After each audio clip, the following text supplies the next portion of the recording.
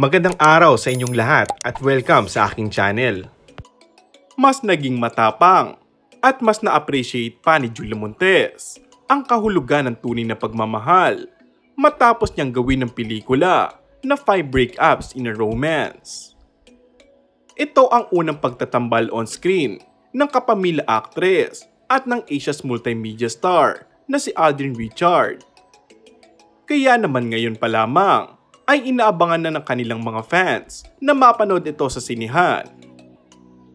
Ang caption na isinulat ni Julia sa kanyang Instagram post, "Mga kapamilya, kapuso at mga kapatid, inaanyayahan ko po kayo na panoorin ang aming pelikula na 5 Breakups in a Romance, showing this October 18 in all cinemas nationwide."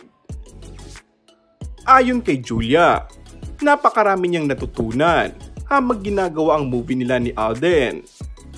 Hindi lang bilang aktres, kundi bilang isang babae. Ito ang pelikulang bumago sa akin, nagturo sa akin na mas lalong maging matapang at nagpa-realize sa akin ang importansya ng pagmamahal, pagpapatawad at pagmamahal ng paulit-ulit, aniya pa. Super thankful din kay Alden at sa direktor nilang si Irene Villamor. Salamat sa pagkakaibigan.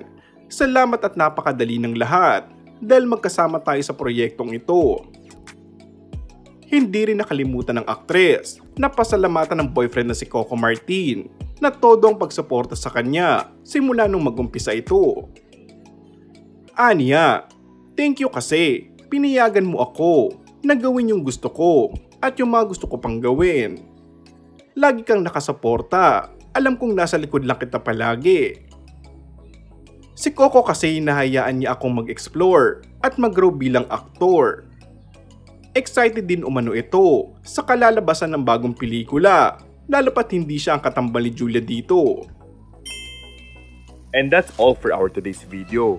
Kung bago ka lang sa aking channel ay mag-subscribe at pindutin na rin ang notification bell. Maraming salamat!